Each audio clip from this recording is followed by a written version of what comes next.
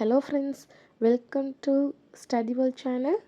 Today day 7 of algebraic series தான் பார்க்க போகிறோம். algebraic seriesல algebraic identities தான் பார்க்க போகிறோம். அதில் first definition பார்க்குறோம். It is an equation that is true for all values of the variable.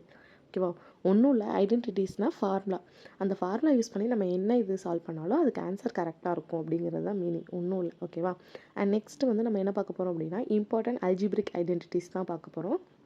அதில் ஃபர்ஸ்ட் ஒன் என்ன அப்படின்னா a + b the whole square. இந்த ஃபார்முலாவை மெமரி பண்ணிக்கோங்க. ஓகேவா, a + b the whole square equal to a² + 2ab + b².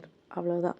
ஓகேவா, இப்போது அதை வச்சு ஒரு சம் சால்வ் பண்ணுவோம், அதுக்கப்புறம் உங்களுக்கு புரிஞ்சிடும். ஓகேவா, இப்போது ஃபைன் x + 3 the whole squareன்னு சொல்லியிருக்கோமா. இப்போ எக்ஸுங்கிற இடத்துல a இருக்குது, ஏங்கிற இடத்துல x இருக்குது, அண்ட் பிங்கிற இடத்துல 3 இருக்குது. ஓகேவா, இப்போது அதில் இருக்க மாதிரி சால்வ் பண்ணுவோமா. a²னால் இங்கே என்ன இருக்குது, a இடத்துல x², அப்புறம் bனா பிங்கிற இடத்துல என்ன இருக்குது 3, அப்போது 3². ரிமைனிங் 2 அப்படியே போட்டுக்கும். ஏபிக்கு எக்ஸையும் 3யும் சப்ஸ்டியூட் பண்ணுவோம். இப்போ எல்லாத்தையும் சால்வ் பண்ணுங்கள். x², 3² பண்ண 9 அண்ட் 3 2s are 6, 6x. ஓகேவா, இவ்வளோ தான். அண்ட் நெக்ஸ்ட் சம் அதே மாதிரி தான் இருக்கும். And a - b the whole square. ஓகேவா, இதுக்கு ஒன்றும் இல்லை, சென்டரில் இருக்க சைன் தான் ரெண்டு ஃபார்முலாலையும் டிஃப்ரெண்ட் ஆகுது. அதனால் சென்டரில் 2abக்கு மட்டும் சைனை மாற்றிக்கணும். ப்ளஸ் இருந்தால் ப்ளஸ், மைனஸ் இருந்தால் மைனஸ், அவ்வளோதான். இப்போது அதுக்கு ஒரு சம் பார்க்கலாமா. y - 2 the whole square. அதே தான், ஏங்கிற இடத்துல y², அந்த ஏவை போட்டுக்குவோம்.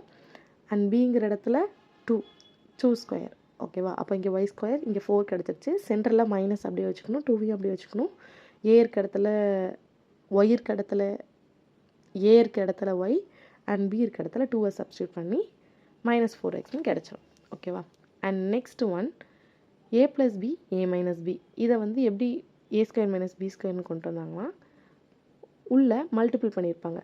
இப்போ ஏவையும் மல்டிபிள் பண்ணால் a², அடுத்து பியும் பண்ணால் -ab, அண்ட் பியும் ஏவையும் பண்ணோம்னா என்ன வரும், +ab, அண்ட் பியும் பண்ணும்போது -b². ஓகேவா, ஏன்னா சைன் வேரி ஆகுது அதனால். ஓகேவா, இப்போ ஏபி +ab -abயும் கேன்சல் ஆகி a² - b² இருக்கும். அதனால தான் இதை அப்படியே சால்வ் பண்ணியிருப்போம். அப்போது இதில் x + 5 x - 5ல் இது x, அப்போ x². b²ல் என்ன இருக்குது 5, 5² 25. அப்போ இது கேன்சல்னால் x² - 5². அவ்வளோதான்.